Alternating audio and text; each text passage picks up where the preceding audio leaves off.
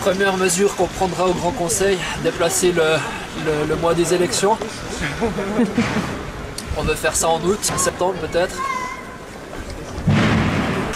Julien Sansonance, donc je suis candidat au Grand Conseil sur la liste La Gauche dans l'arrondissement de Lausanne et également candidat au Conseil d'État.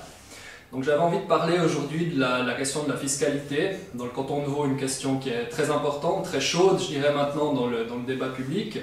Il y a d'abord eu l'épisode de Novartis avec la légitimité ou non d'accorder finalement un certain nombre d'avantages fiscaux à une entreprise qui fait des milliards de bénéfices, avec ce que ça coûte pour le contribuable vaudois finalement, qui par les pertes fiscales subventionne en quelque sorte une entreprise qui fait des milliards de bénéfices. Et puis ce petit scandale politique finalement qui est apparu quelques semaines après, avec ce rapport au niveau de la Confédération sur cette politique systématique en fait, d'exonération fiscale sur un certain nombre d'entreprises. On voit que ça apparaît aujourd'hui dans les médias.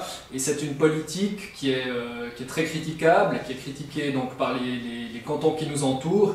Une espèce de piraterie fiscale pour attirer les entreprises dans le canton de Vaud en leur proposant des déductions fiscales. Donc nous, ces questions-là nous intéressent. On n'a pas attendu que ces différents éléments soient sur la table en quelque sorte du débat, puisqu'on a proposé il y a quelque temps une initiative cantonale pour l'abolition des forfaits fiscaux qui a malheureusement échoué, qui a permis de lancer une dynamique qui est maintenant reprise au niveau fédéral par la gauche précisément, visant à abolir cette pratique des forfaits fiscaux pour les milliardaires étrangers.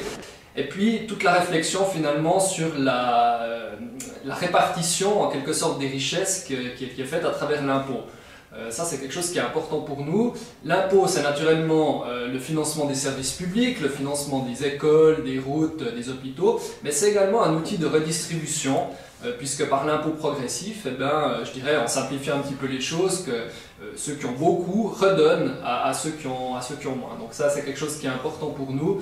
On a beaucoup envie de travailler ces thématiques-là de la fiscalité, une fiscalité plus juste. Alors les mesures, c'est la suppression des forfaits fiscaux, j'en ai parlé. C'est également une harmonisation fiscale intercantonale pour éviter ces phénomènes finalement de piraterie fiscale entre les cantons, avec comme conséquence que les contribuables finalement sont perdants dans tous les cantons, disons plus les contribuables, mais les citoyens sont perdants dans tous les cantons, puisque c'est une véritable politique des caisses vides. Ensuite on dit qu'on ne peut pas financer des services, on ne peut pas financer la solidarité parce qu'il n'y a pas assez de rentrée fiscale. Alors, une thématique également importante pour la gauche, c'est la thématique des transports publics. D'une manière plus générale, la gestion finalement des transports au sein des villes, et particulièrement à Lausanne. Aujourd'hui, on ne peut pas accueillir plus de mobilité privée, plus de voitures. Les grands axes sont complètement congestionnés, on n'arrive pas à avancer plus. Donc ce qu'il faut, c'est une politique de dissuasion. Donc pour ça, on propose d'abord de renforcer massivement les transports publics. On s'oppose évidemment aux hausses des abonnements ou des billets. Il ne se passe pas une année ou 6 mois sans qu'on annonce des hausses des prix et des tarifs, notamment des CFF. Donc on propose, nous, même la gratuité des transports publics. Alors, il faut bien comprendre que la gratuité des transports publics, c'est pas tout à fait la gratuité, c'est-à-dire que c'est les transports publics qui sont payés par la fiscalité et par l'impôt. On avait proposé un péage sur le modèle de ce qui se fait, un péage urbain sur le modèle de ce qui se fait avec succès dans d'autres villes européennes. Ça a malheureusement été déclaré anticonstitutionnel, mais je pense que c'est une mesure qui est novatrice, peut-être un petit peu visionnaire, peut-être un peu en avance sur son temps, mais il n'est pas impossible qu'un jour ou l'autre, on y arrive.